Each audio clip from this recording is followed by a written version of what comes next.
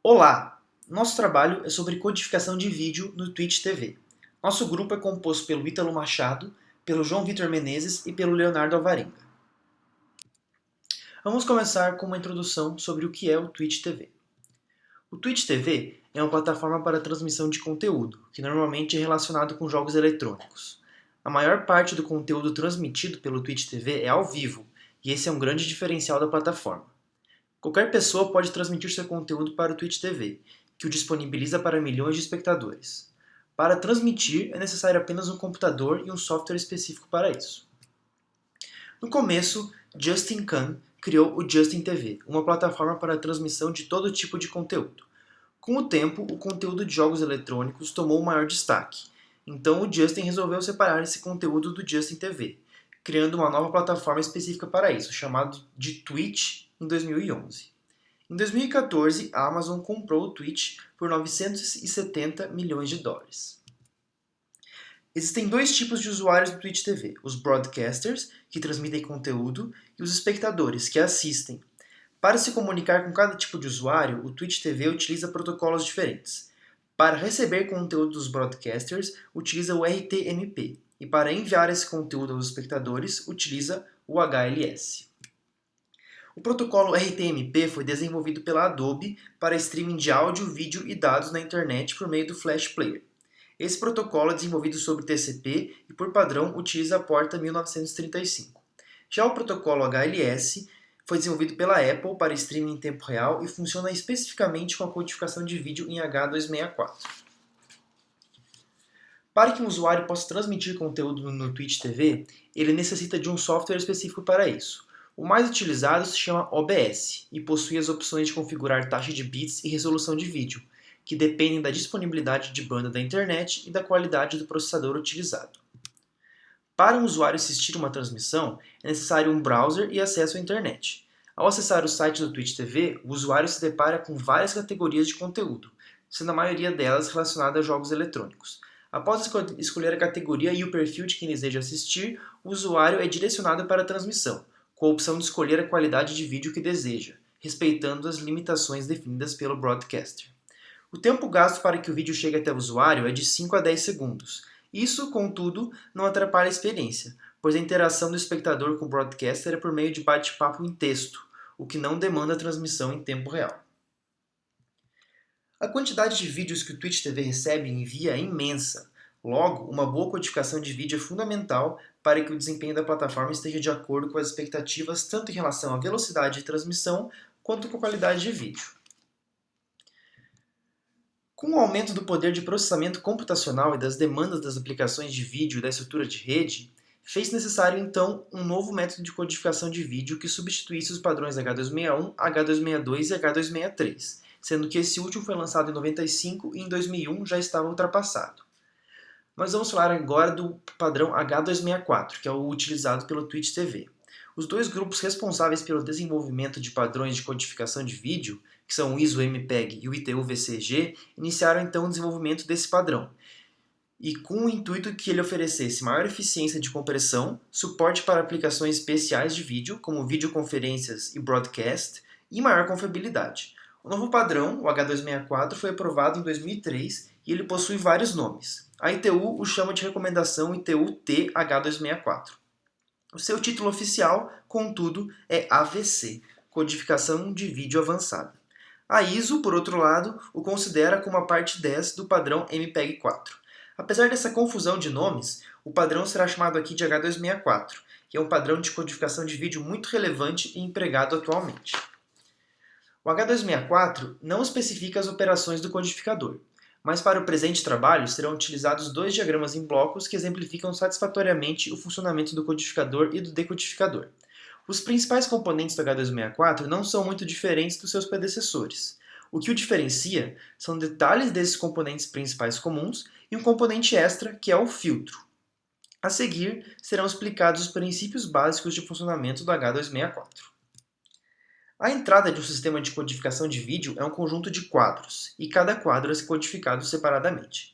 Existem quadros dos tipos I, P e B, e a ordem na qual eles são codificados pode ser diferente da ordem que eles são apresentados.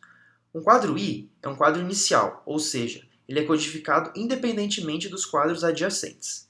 Um quadro P é um quadro predito, com base em um quadro predecessor ou um quadro sucessor. Há ainda o quadro B, que é predito bidirecionalmente, com base em quadros antecessores e sucessores.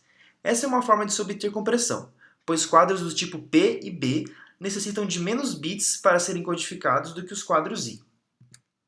Além disso, cada quadro é dividido em fatias, e cada fatia é dividida em macroblocos. Sendo assim, são processados os macroblocos para que sejam geradas as fatias e os quadros. Primeiro, vamos analisar a codificação. Percebe-se que há duas partes nesse diagrama, um caminho para frente, em negrito, e um para trás, em linhas finas, chamado de caminho de reconstrução. A parte principal do codificador é o caminho para frente, enquanto que o caminho de reconstrução é semelhante ao que acontece no decodificador. De forma básica, tem-se o quadro FN, cujos macroblocos foram preditos com base em outros macroblocos, do mesmo quadro ou não. FN é considerado aqui o quadro original. De FN é subtraído o quadro P, produzindo a diferença DN. DN é então transformada e quantizada pelos blocos T e Q, respectivamente, resultando nos coeficientes X. Os coeficientes X são então reordenados e codificados entropicamente, gerando uma sequência de bits. Essa sequência de bits, juntamente com informações relevantes para o decodificador, se torna o fluxo resultante comprimido, que é enviado à camada de abstração de rede, que é responsável pela transmissão do fluxo comprimido para além do computador ou do armazenamento de origem. O quadro P ele é predito por meio de um quadro de vídeo reconstruído. Isso pode ser feito no modo intra, relativo aos quadros do tipo I, ou no modo inter, relativo aos quadros P e B. Agora sobre o caminho de reconstrução. A função dele é reconstruir um quadro para auxiliar na codificação dos próximos macroblocos. Esse caminho começa nos coeficientes X.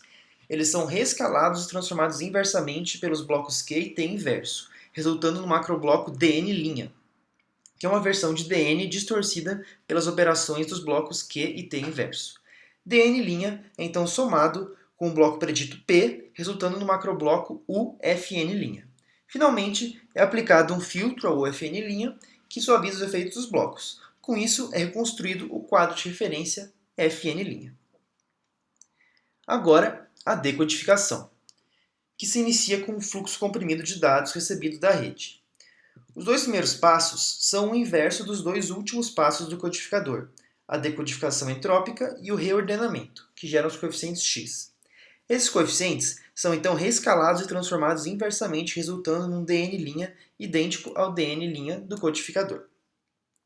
Por meio das informações do cabeçalho do fluxo recebido da rede, o decodificador gera um macrobloco de predição P idêntico ao P criado no codificador. P é então somado com DN', produzindo o FN', que é filtrado para que seja gerado o macrobloco decodificado FN', que é o resultado final da decodificação. O caminho de reconstrução do codificador é muito importante, pois ele garante que tanto o codificador quanto o decodificador usem os mesmos quadros de referência para criar P. É importante que P seja idêntico nos dois passos, pois qualquer diferença entre eles pode gerar erros acumulativos. Agora que os princípios básicos do H264 foram apresentados, vamos analisar como o Twitch TV o utiliza.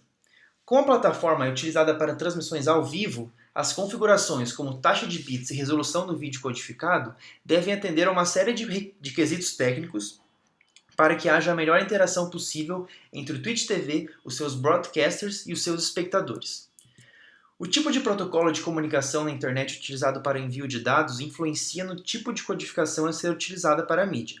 A seguinte tabela exibe um exemplo de codificação envolvendo o envio de vídeo codificado em H264 pelo protocolo RTMP, utilizado pelo Twitch. Nota-se a variedade dos codecs de vídeo disponíveis, além da codificação de áudio, que segue os padrões AAC ou MP3. Para que os vídeos sejam enviados ao Twitch, é necessário que eles estejam em um determinado padrão de H264, que possui categorias relativas a funcionalidades e qualidade, denominadas aqui de perfis e níveis. Os diferentes perfis dizem respeito a funcionalidades suportadas ou não, como por exemplo codificação interlaçada, ordenação flexível de macroblocos, codificação separada dos planos de cor, etc. Os diferentes níveis dizem respeito à qualidade ou performance. Um certo nível significa o suporte até uma determinada velocidade de codificação, um determinado tamanho de quadro, uma determinada taxa de bits e uma determinada resolução. O Twitch TV suporta 6 categorias de codificação de vídeo H264. Todas elas podem ser nos perfis main ou high.